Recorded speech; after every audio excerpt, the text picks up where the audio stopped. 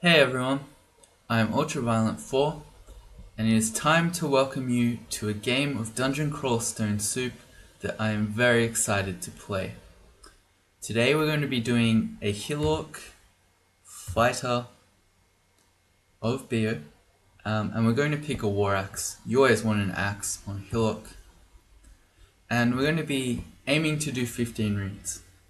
So let's talk a little bit about what we are. So for a Hill Orc, we're apparently rather mundane. In a lot of ways, a Hill Orc is similar to a Minotaur, at least on paper. Pretty good at melee skills. There are some differences. For instance, Hill Orcs are better at axes, they're worse at dodging, and so on. But the real difference, and the reason that you want to play a Hill Orc, is this bad boy over here. It's a +3 invocation skill, and then it's the ability to worship Beogh. If you don't know Beogh, you really should. It's a Hill Orc only god. Roughly, the way that he works is you become the Messiah, and as you gain more piety, you start being able to convince other orcs that you meet in the dungeon that you are the true Messiah, and they will start to follow you. You end up with a big band of orcs, you roam around destroying everything. It's a great time. It's by far my favorite god. It's so much fun. There's a lot of flavor. It's great. It's a great time. So if you're one of those people who prefers to see things in writing, I'll put a specific link to the guide in the description. But if you head on over to ultraviolent4.com, I've got a character guide there for a Hill Orc monk of Beogh. The mechanics of Beogh work fairly similar no matter what sort of background Hill Orc you are, so that could help you out as well. Then we are a fighter. So fighters are a fairly straightforward background. You start off in relatively heavy armor. You have a second tier axe. For instance, a berserker would start off with a hand axe, not a war axe. That's a little bit more powerful. And quite distinctly, you start off with a shield, which is a pretty big deal. We'll go more into it in depth later on, but basically, a shield is very powerful on a Beogh worshipper. Because you have orc followers who are putting out damage, as long as you can tank incoming damage for your orcs, you have no problem in putting out DPS. So it's a really good way to go.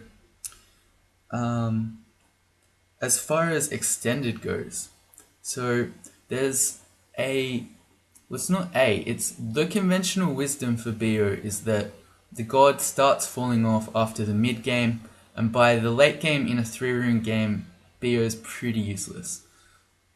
We're going to dispel that notion, first of all, and then we're also going to aim to show that, in fact, Beogh is a perfectly viable god even in the extended 15-rune territory.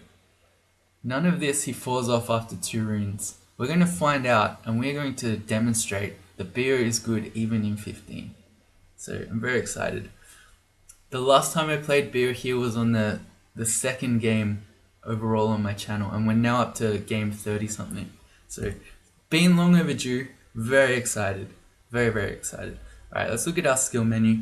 We want to focus axes, of course, because that's our melee weapon. It's our most important skill. And then I'm going to leave it like this. For dodging, it's important to get, but we're not really in a hurry. And our shield, we're going to set a target for that at 15. If we have a look at the shield, you see here, it reaches, here. The skill to remove the penalty on a shield is 15.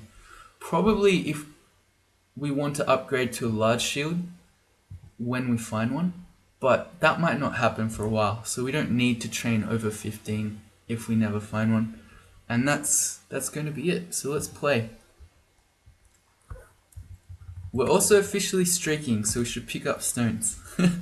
The last game was a win, of course.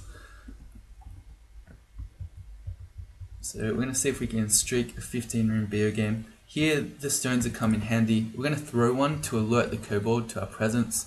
And then as it approaches, we can try to get a free kill. Didn't kill it, but we did most of its health to it and damage. So this is a good example where I've just been hitting the auto explore button, but it's actually not ideal because it's just running us up here in one direction. Whereas if we have to retreat from monsters, we get to this point and we don't know what's down here, it's unknown. So we're better off sort of exploring around in this direction as well. So then if we do need to run from things, we've got a place to retreat to that we know is safer. I have a macro on my butcher key that I need to clear. There we go. Alright.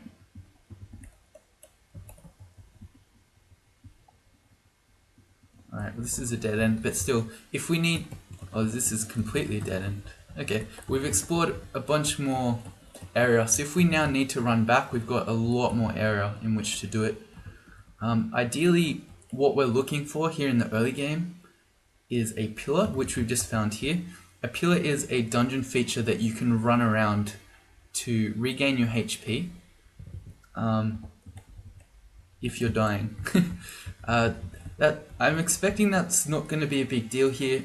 We're a strong race in Hill Orc. We're a strong background in being a fighter, and so in the early game we're going to be pretty good. We're going to pick up these tomahawks and quiver those. If we're throwing things, the tomahawks are going to do more damage than stones will.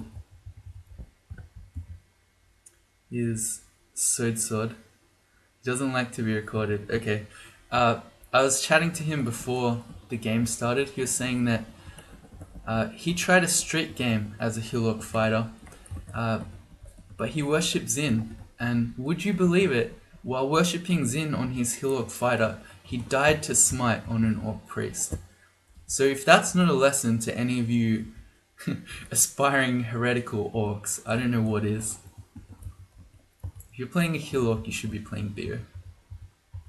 I'm very confident in our ability, but what I was doing there is I was using our axe to cleave 2 enemies at once. That's not an optimal thing to do because, I don't know, we might fail to block, we might get really low AC rolls while they both get high attack rolls, and then we take a bunch of damage, but I'm not too worried about that. Our streak's only a streak of 1, if you can even call it a streak. Anyway, I'm also going to try to play through this early game a little bit quicker than I otherwise would, or often do, because we're going 15 runes, so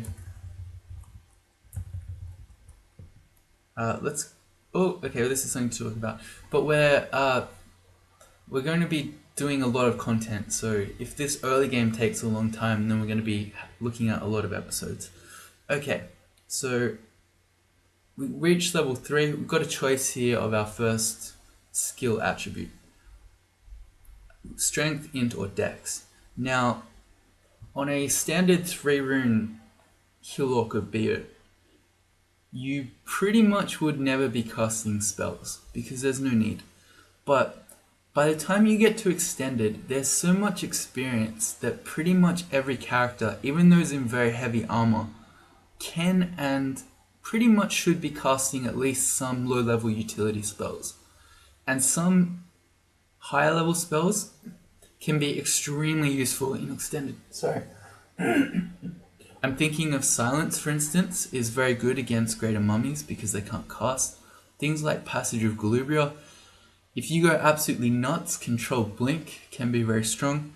So for all those things, having extra intelligence will help.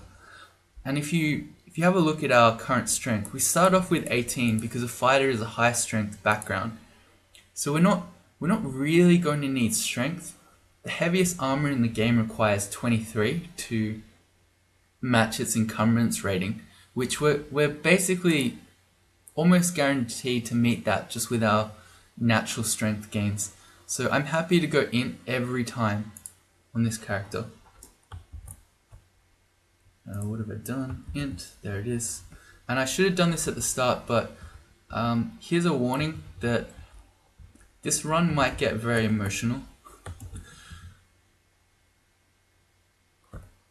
Okay, so apparently Dr. Enzyme and Buzz have been leaving dangerous octopode ghosts everywhere. Alright, we're going to pull this worm up. But yeah, so as your orcs gain experience and level up, they get names. You can become quite attached to them. It can become very traumatizing when they die. So I'll tell you now, be warned, this might get emotional. Alright, a chainmail. Our plan is to put on the heaviest armor that we find. A chainmail is heavier than a scale mail, and we can have a look. We've got 6 AC, 7 evasion at the moment, which is 13 in total. And this is 9 and 5, 14. It's better. AC is generally more attractive than evasion anyway, so we'll keep going. As soon as we find a plate mail, we'll upgrade to that as well. Okay, Kobold shouting. We're just going to draw him back because we don't know what else is behind him in the fog there. A wand and our first adder. Okay, the first adder in your game is extremely dangerous. Particularly, we have 3 potions of something. 3 potions of something in the early game is very likely to be curing, in which case we're not so afraid of the adder. But this still is a very real threat. If you don't have curing, you can very quickly become poisoned to death, and then there's nothing you can do about it. You die. There's some argument to be made for quaffing the potion of might that we started with as a fighter, but I'm not that afraid. Well, not just yet. There are a couple of reasons. One is this that I think might be curing. The other is that we're standing next to a wand. So I'm going to see what that is. It's a wand of acid on D2. Is amazing. Well, actually, we're extremely lucky that no monster picked this up for one, because early game monsters can one-shot you with these things. And it's kind of interesting because for dangerous wands like acid, early game monsters are specifically coded to never spawn with them because they're considered too dangerous. But there's nothing stopping those monsters from just finding one lying on the ground like this and then picking it up and then using it on you. The only thing that stops the monster from picking something up is if you've seen it before. So especially now that monsters spawn on the floor, or some do anyway, already awake and wandering, they're going to find these early game wands, they're going to kill you with them. Alright, so a wand of acid for us in the early game is extremely powerful.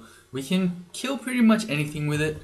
Now an adder's got relatively high evasion, so there's a chance that we just miss it a bunch of times, but I'm willing to just throw them out. Look at that, we one-shot it. And this really sets us in good standing for this whole early game. Any early ogres we meet, anything dangerous, we can just wand of acid them. Like this adder, this second adder, we one-shot kill it too. We got up to level 4, we're hearing more hisses. Okay, it's a frilled lizard, not a third adder, fortunately. All our scrolls are single, we're not going to raid them while that's the case. And there's also an argument to be made for potentially training evocations, but the thing is, you've seen how powerful the wand of acid is. Oh god, that's Sigmund. Okay, he's seen us too. Alright. But you've seen how powerful the wand of acid is, even with no skill training.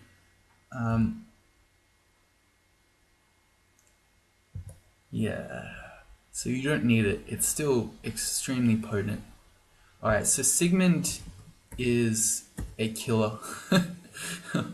50% chance to confuse us, and we don't know for sure that this is curing, so if we got confused we might just die. He also can go invis, and then he hits you with his scythe for gruesome amounts of damage. Very, very scary in the early game. Absolutely the worst when you meet him on D2 like this. We are very lucky though that we happen to have a hobgoblin between us and Sigmund. So this hobgoblin is blocking line of fire for us to get confused. So a couple of things we could do. We could just walk all the way back around this pillar here, all the way back to the stairs, keeping the hobgoblin between us and Sigmund, and then we can't get confused. We'll just go back upstairs. We'll come down the 3rd stair and try to stay away from Sigmund. That's one play. The other play is that we could try to wand of acid Sigmund. I don't like that play because the first shot is very likely to just kill the hobgoblin and maybe not Sigmund. in which case we're then open to being confused. He might go invis as well, which means our acid bolts are very likely to miss. So we'll go like this, we'll keep the hobgoblin between us. He's blocking the incoming hexes. We're then going to X out this stair by going Shift X and then E for an exclusion, and the other one as well. And we go to the third stair that we don't know, which we can tell by the little, there's a little star there. Okay, Control A, turn my auto pickup back on. So what do we do here? Sigmund is probably dangerous enough that if you see him in the early game like this and you manage to escape from him, it's probably worth just skipping the floor. I'm exploring around here a little bit. We found some boots to reward us for our greed. But I think once I've looked in this corner over here, we're going to go down this stair. Hey, also a helmet. Alright. Hey, that's a pretty cool looking helmet. Okay, so let's go down. It's unlikely that we're going to meet anything on D3 that is more dangerous than Sigmund is on D2. Unless we meet Grinder or something like that. Because anything we meet here, we can Wand of Acid. If we manage to find Curing, we can identify it and we know for sure that we have it, so that we're not going to get confused, locked, and then just killed. We can then fight Sigmund, but until then, not worth it. I wonder if this is Robin. We're seeing a really high influx of goblins and hobgoblins at once, which often means Robin is around. She's a unique. Not too dangerous, although she can sometimes spawn with a wand too, so if she's got a Wand of Acid, you're in trouble. This upstairs we don't know. I'm kind of tempted to do it, but for all we know it's on this square here and we might pop up right next to Sigmund, so I'm not going to do that. We found a sling, which is very potent in the early game. We also have come across sling bullets. If you pick this up, you'll win the early game. Our character doesn't care so much because we've got a Wand of Acid, so that's going to take out anything that we're super afraid of. Yeah, for this adder, we're a little bit more experienced than the last time we fought them. I went for it rather than using that acid there. Oh, see here, this Crimson Imp has a wand. He has a Wand of Acid. Wow, we've been talking about wands of acid in this game and how much you just get owned by them when enemies have them. So especially on a Crimson Imp, this is absolutely broken. On a D3 Crimson Imp as well. So the whole deal with Crimson Imps is that they have a really high regen. They're quite evasive, so they're hard to hit, and then they blink. The whole point is that they stay away from you. They do their best to be really difficult to kill, and they annoy you. That does not work well when they have a wand that can 1 or 2 shot you in the early game. So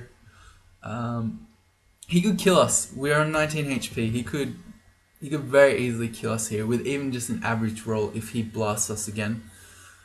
He's got 6 more charges on it as well. Okay. So any attempts to run here, he could very easily kill us. I think the better play here, rather than... Blind Quaffing is not going to do anything anyway. Even if we hit heal wounds, even going to full HP, we'll still be in 2-shot territory. So the better play, I think, is to use our own Acid Wand and just try to kill him. But there's a very good chance that we're just going to die here. And there's not really much you can do about it.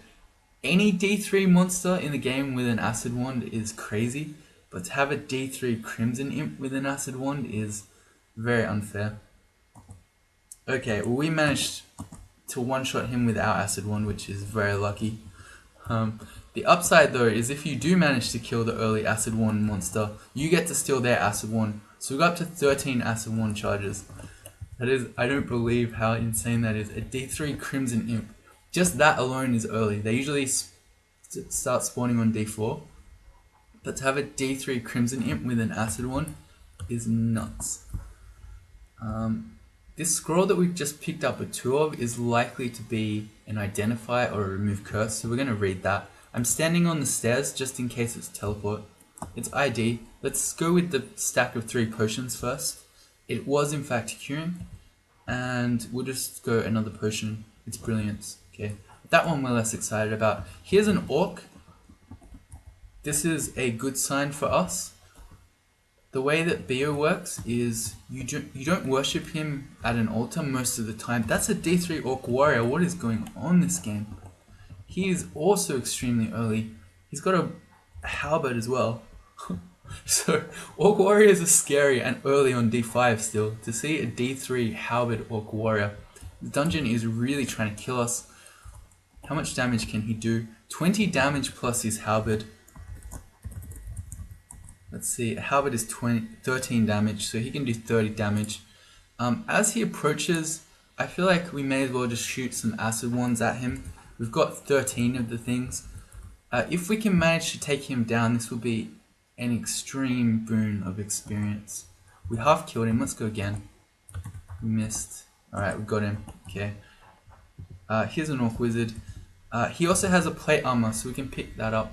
But the point I was making before we saw that orc warrior is that you tend to worship Beogh by finding an orc priest and then bowing down before him. So the fact that we're seeing an orc pack here with a wizard had a warrior, there's a good chance that there's a priest around somewhere too. We reached level 6, we're going to keep going in. Let's grab the plate armor. It's probably better to go back upstairs as long as Sigmund doesn't show up while we're getting undressed. 11 and 15, 15 in total. 14 and 13, 17, even better. Let's keep going again, but let's explore downwards where the orcs were. It's kind of unfortunate that orc pack had a warrior but not a priest. Yeah. That's unfortunate. You can get really trolled when you're trying to worship Beogh. Because, well, as you see here, big orc packs can start showing up from D3. So you can get really lucky, but sometimes it'll be like D8 where the temple was guaranteed already. You would have found any other god, or most of them. But you haven't found a single orc priest in your game. And you have other games, hey, more orcs, exciting, where you're something that's low HP, like a gargoyle, and then you just meet 4 or 5 orc priests in the early game around D3. No priest again, unfortunate. A phantom on D3 is very early too. This guy we can just fight though. His whole thing, he's kind of similar to Crimson Imp but less annoying. He hits harder and doesn't have the high HP regen thing. But he's going to blink around. So if we stand on a stair, it's very difficult to die to him. Because if we are starting to lose HP, we just wait for him to blink away and we go back upstairs. And in fact, you can park phantoms and imps if you're having trouble killing them, which is where you take them up a floor, you wait for them to blink away from you, and then you just go back downstairs. And you don't have to think about them ever again. I'm going to throw some tomahawks. That's where the sling would be useful, which again we're not bothering with. This guy's tomahawks are returning. Some really pimped out enemies in this game so far. Alright, I'm not going to quit with those, we can throw the regular tomahawks. Tomahawks are returning. Their chance to return to you depends largely on your throwing skill, which we have none of. So for us they're most of the time just going to be regular tomahawks anyway. Okay, we found javelins. These are better. They're even higher base damage than a tomahawk is. They're slower, so they take more time, but if we're waiting for an enemy to approach us, we don't really care how long it takes. Even more orcs. Can we have a priest this time? Let's have a look. If we throw a javelin, we one-shot him. But the number in brackets here tells us it took 1.6 turns to throw that tomahawk. So it's not something you want to do when you're standing next to an enemy. But when one's approaching, by all means, you're going to do a lot of damage. Saw how quickly we killed those orcs there. And no priest. Lots of orcs, no priest. Sounds like a Hill Orc game. Okay, we reached D4 and we got a message that there's an ossuary somewhere on this level. On D4, I like to start reading my scrolls anyway. The reason you normally do that is because D4 is where temple can start to spawn. We don't care about temple as someone looking for Beogh, so it wouldn't matter anyway. You could have read these earlier if you wanted. It's just force of habit that kept me holding on to them. But we're going to read them now, hoping that we find magic mapping, which we did first go. That's amazing. I will wait for the other scrolls, because if we read teleport, it's going to make us waste time, where we should be just heading towards the ossuary. Let's have a look. All the other stairs are here, so they're similarly as close. So we're just going to head over there. Alright, more orcs. There's an orc wizard again. He has a falchion of slicing, that's okay. Come on, priest. If we could pick up Beogh before we go in the ossuary, we're going to get a lot of piety in there. Because they tend to be filled with lots of fairly trivial enemies to kill. And they're trying to overwhelm you. But when you're getting piety for each enemy you kill, it's a very nice boost. Alright, there's the wizard. No priest still. The main thing that we're afraid of the wizard of having really is confusion, but we've got 3 curing, and if he's just killing us with, say, throwing frost and that sort of thing, we'll just hit him with the acid wand. Yep, no priests. This guy had a scroll of identify. I thought he was throwing tomahawks. I thought I saw some more javelins. We're gonna ID another potion. It's heal wounds. It's very handy to have. Where are the priests? Alright, no priest, which is unfortunate. We're going to go in. This is one of the more difficult ones. Our character's fine though. We're in heavy armor and we've got an axe, so we can just fight them all. I'm standing on the gate out though, just in case. Whereas say this is... yeah, we're still kind of dying. We're not going to now though. We've killed most of them, and then these ones that are remaining are slow. So if we just check, 8 damage, 8, so 16 total. We can walk away from these guys. We can also just acid wand them. Yeah, but that entrance to Ossuary can be really scary if you're, say, a mage character. You might want to consider just leaving. Mummies hit pretty hard for up to 20 damage, but again they're slow. So you can always walk away from them. We found here a second helmet. It's also plain, but it might look better. So we're going to test it for fashion. Ooh, I don't think so. Oh, this one's cursed though. Oh, so we got wrecked. Okay. Well, I think this one doesn't look as good.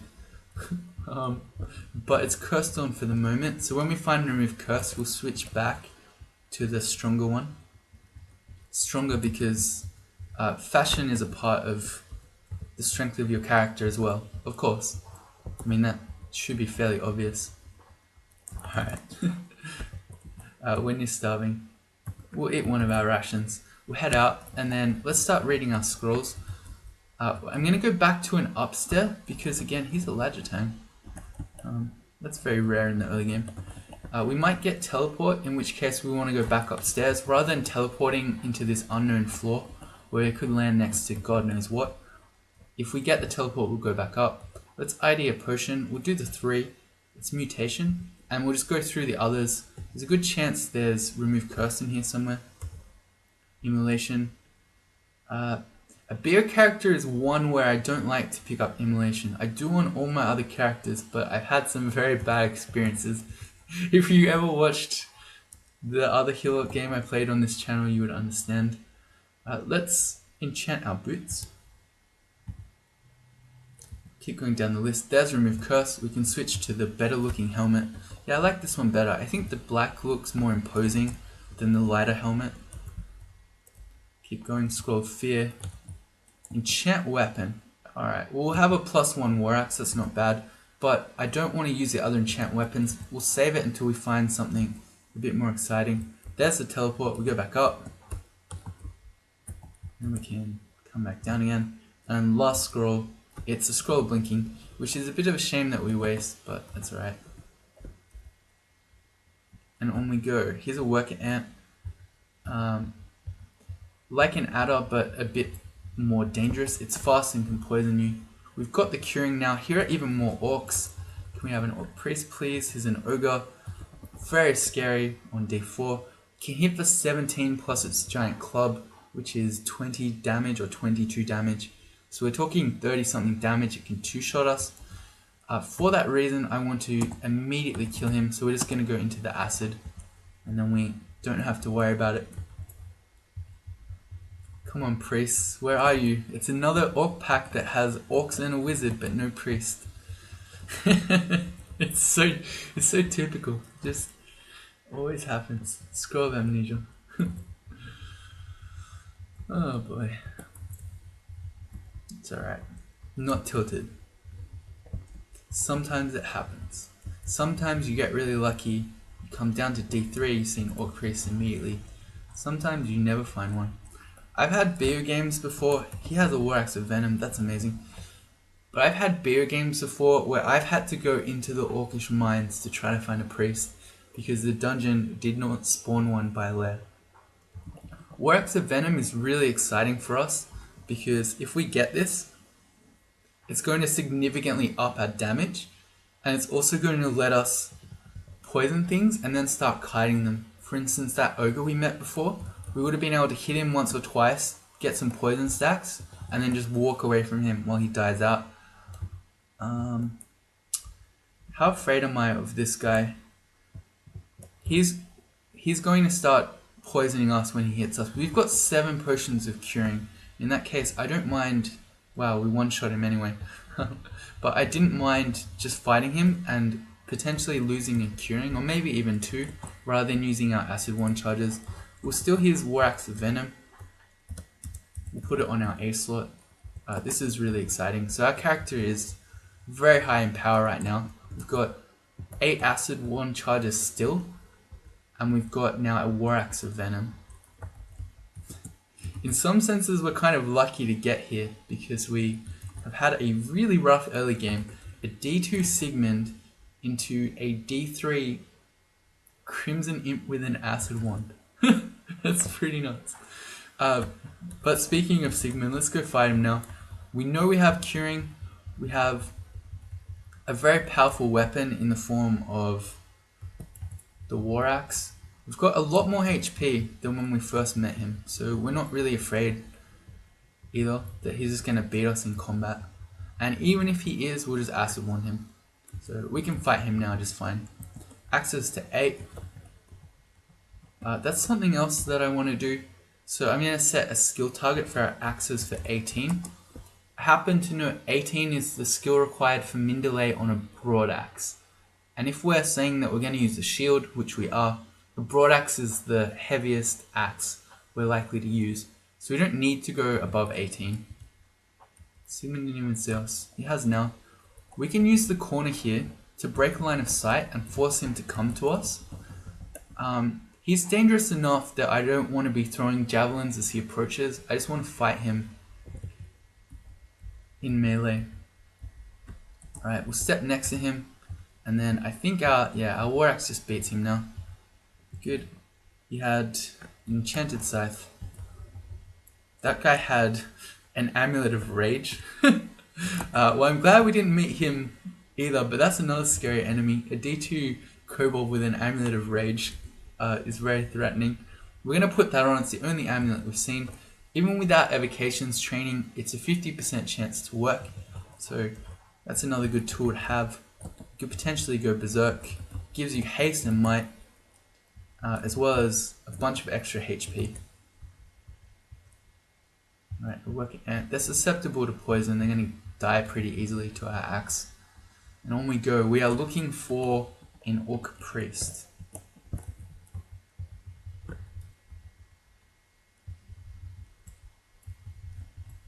I don't know that I've ever quite had... Ooh, we saw the shaft, but we didn't fall down it. I'm not sure how that works, because we saw it while we were standing on it. Normally you either meet you see the shaft before you step on it, or you step on it and you fall. Alright, we've met a Tengu Ice Elementalist Ghost. He's got Freeze and Throw Frost. We've got to be more afraid of the Throw Frost. So we're going to back up. Even if you are confident fighting a ghost, you still should back up anyway. They can't go upstairs, so you want to be fighting them on a stair pretty much always. And then, how much damage does he do? He does 11 damage. Has he got lots of AC? No, but pretty good evasion. Let's start trying to fight him. And then if we get really hurt, we'll just go back upstairs. We're kind of winning, but also kind of not. I don't want to push this further. We don't have any resistance to cold. So if he high rolls one of his cold spells, I'm a little bit afraid. Here's Edmund the Younger. Here's another unique. He is vanilla in the sense that he doesn't have spells, but he sometimes spawns with dangerous weapons. In this case, he's got a dire flail of Holy Wrath. I don't mind just throwing... Oh, we've got even more orcs. 1 or even 2. I was hoping we could corrode him. There we go, we got him corroded. Once a monster's corroded, they have a -8 AC, in which case we can very easily finish him off. That is a Dagger of Venom.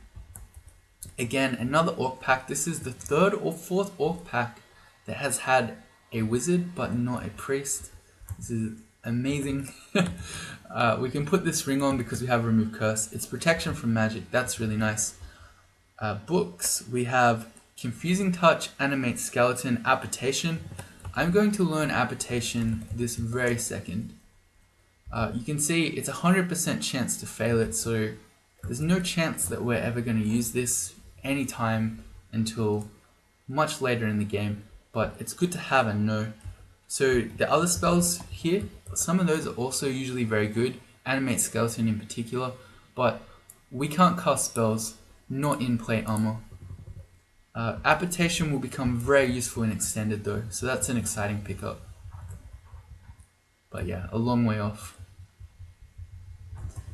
Where's our priest at? A new potion. We don't have any more ID, so we're just gonna hold that. Here is an artifact longbow. The reason I'm picking that up is because... Oh, here's Ijib. Oh boy. The reason I'm picking up the longbow is not because I'm going to use it. As I've been saying the whole time, we want to use a shield, and a longbow is double-handed. It's because it might be a longbow that we potentially want to give to an orc follower. Once you get to 5 pips of piety with Beogh, you're able to give an item to a named orc. And some really sweet artifact longbow sounds like a perfect gift. Ijib. Always spawns now with a wand. Terrifying. Can have Wand of Acid, can have Paralysis Wand, can even just nail you with disintegration charges. So the game is telling us she's just a plain enemy, but anytime you see Ijib, it should be code red. So we're going to use our Acid Wand on her. And then, alright, she didn't nail us. What did she have? She had a Wand of Ice Blast. Yeah.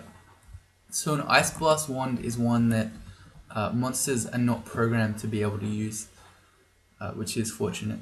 Alright, the Glowing Chainmail, we found out already that Chainmail isn't as good as plate armor in pure stats, but this might have a resistance on it. +2 resistance to cold. Yep, that sounds absolutely perfect for fighting a Tengu Ice Elementalist Ghost. Perfect. I also... Well, I don't remember what the actual AC difference was, but the fact that we have a point in protection from cold, I'm willing to forgo a point or 2 of AC. It should be pretty similar though, because this is a +2 chainmail. Alright, so it's telling us that we're done exploring the level, but we know there's a ghost still running around that we can now fight. So I use Shift-X Control F to forget the floor, and then we're going to see if we can find it. Again, running back to a stair. Where is a stair? Over there. Before we begin. Alright, let's go. I'm much more confident now that we've got the point of RC, and indeed we win the fight. On we go. Shift X Control U to undo, remembers the floor again, and we're down to D6 without an Orc Priest. We have not seen the temple, right? No, so in that sense we haven't been screwed over. If we were looking for a regular god, we wouldn't have found it either. This new scroll of Identify we're going to do on the biggest stack of potions we have, which is this 3. It's 3 potions of haste. We have a lot of very good tools here, just not a god. A ring of protection from cold. Alright, well that gives us a second point of it.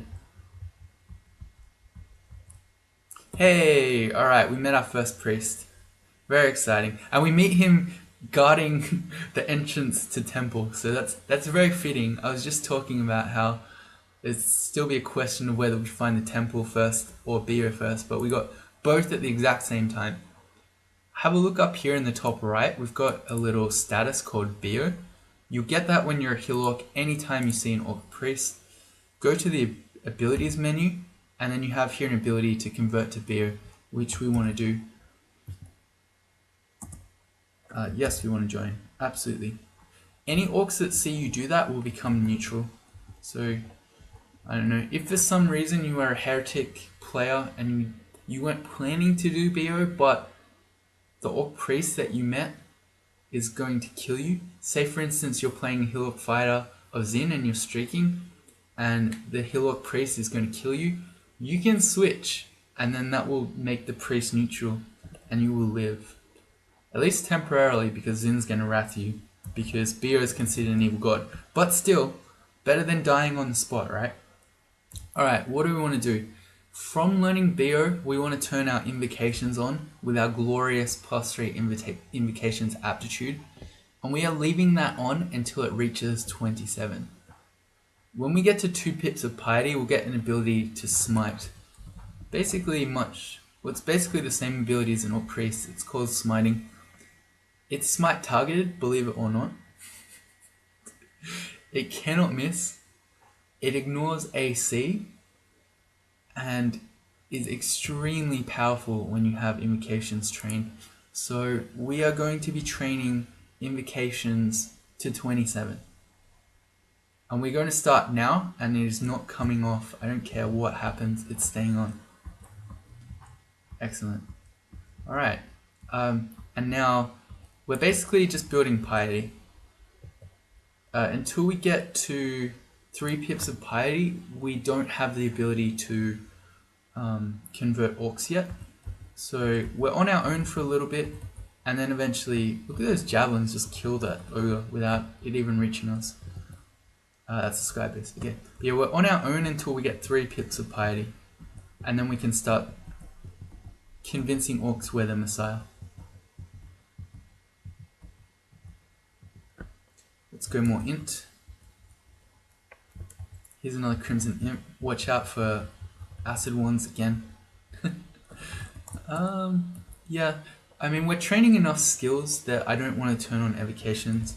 Thinking maybe we should now that we found an Ice Blast one as well. But like acid, an Ice Blast one is plenty powerful with 0 evocations training. Just cleave and poison, it's fantastic. I'm being lazy here, getting a bit cocky. We should bring the Phantom back to the stairs. In fact, we'll bring him upstairs too, if he'll come. If he'll come. Good. Because then if we need to run, we can just leave him and we don't have to worry about him. New ring. +3 ring of strength. I don't think that changed our stats. 15 AC, 6 evasion, 10 shield. No, it didn't. More strength does translate to higher melee damage, so I think I'm happy wearing that ring of strength rather than a second pip of protection from cold. We can always switch that on if we meet someone like Fana who we really need lots of cold resistance against, but otherwise this is fine. The guy's pelting us with a blowgun. It's kind of mean. Again, our character is extremely strong, so I'm not worried about it, but like the sling, the blowgun can be a very effective tool in the early game. Allows you to poison and kite things, much like we're able to do with our War Axe of Venom. We can no longer butcher orc corpses, it would be a sin.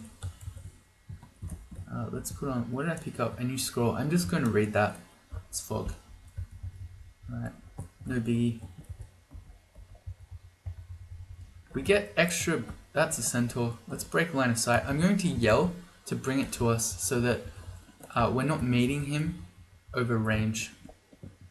But we get extra piety with Beogh when we kill heretic priests. We get some piety from all kills, but we haven't met any more priests, but that's a good way to build up. We're actually, in fact, at 1 pip of piety right now. That doesn't do anything because we need a second to get smiting, but tells us we're making good progress. Indications to 3. Here's a heretic priest. You see here, Beogh appreciates that. And then once you get to 2 pips of piety, you are very strong as a Beogh follower. Smiting, especially if you've been training invocations, will kill everything and anything.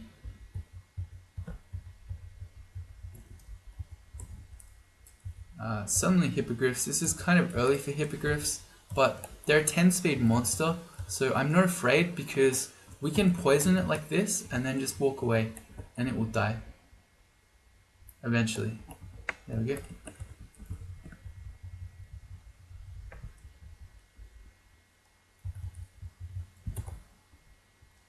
That's D7 done. D8 is the point at which we can start finding lair. Not the Orcish mines yet, which is something that... Ooh, he's a 2-headed ogre. Alright, let's hit him with some acid. He's worth using charges on. I'm going to go Ice Blast to try to keep our acid. I'm going to go one last acid to finish him off. Double-headed ogres are very frightening. Here's another one. He's blocking our stairs out. Alright, so we go more ones. Ice Blast. Yeah, all of them, it's worth it. I'm going to leave our last acid. We just made a lot of noise with that Ice Blast, so I'm going to head to these stairs to wait. Alright, we're okay. Another panic stations enemy. But the reason I bring up the Orcish mines is because if you find the entrance vault to that, hey, we reached 2 pits of pie, we've got smiting. As you might expect, there are often lots of orcs guarding the entrance to the Orcish mines. Orcs that you might want to convert and add to your army. If that happens, you might, and you're not at 3 pips of piety yet where you can start converting, you might want to skip that and come back later. Alright, so this is an example of, well, I don't know if this is the Orcish mines here. Well, it can't be because we're on D8. We've just met an Orc warrior. He's wielding a flail of protection and wearing a plate armor. He is someone who is very valuable for us here in the early game to convert. So what I would like to do is actually leave him, wait till we get 3 pips of piety, and then try to convince him again. Or try to convert him. I'm actually going to take him upstairs, and then we'll just run around a bit until we create a gap through random energy, and then we'll go back downstairs. I haven't said this yet, but what I might try to do is see, especially through the extended game, is see how big of an orc army we can create. My goal is to create so many orcs that we in fact crash the server. Because when you get a lot of orcs, it starts completely lagging the game out. So I have a theory that if you have enough of them, you will actually crash the game. I've picked up this whip of electrocution here as a backup weapon. If we ever meet any hydras, we don't want to be chopping off their heads with this War Axe of Venom, but a whip of electrocution will do the trick, especially considering that we're getting some cross training to it as we're training axes, so we're not even Oh god, completely useless with it. We have met the early Hornet Vault. This one is an absolute nightmare of a vault, especially if you don't have any poison resistance, which we don't.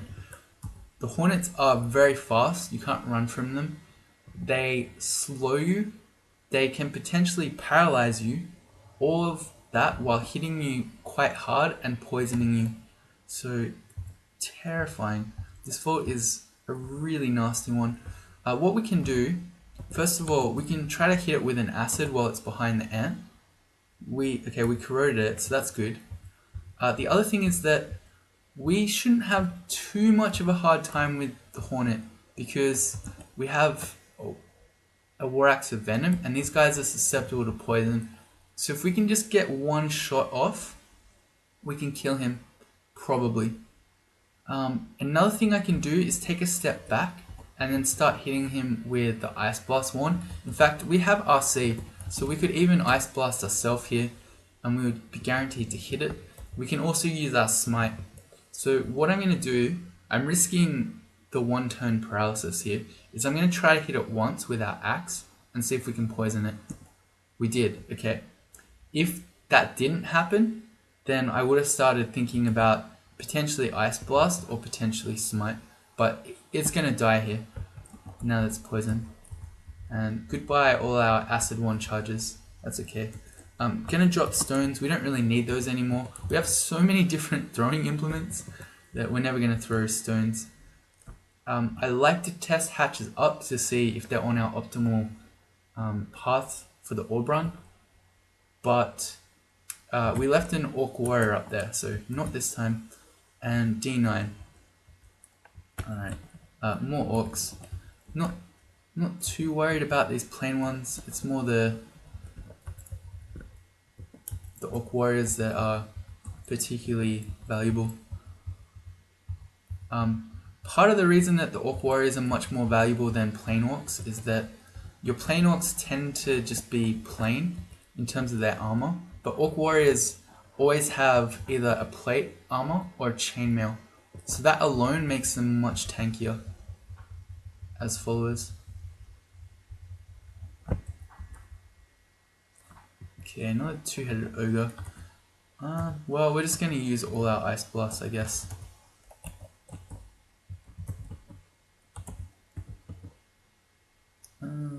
Yeah, if we can help it, I really don't want to smite him because I want to get to 3 pips of piety as quickly as possible. We'll leave one more charge and I'll try to acid him. Sorry, not acid. Poison him and then we'll kite him.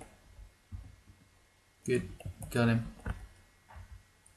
There's an armor shop. The Salamander Hide.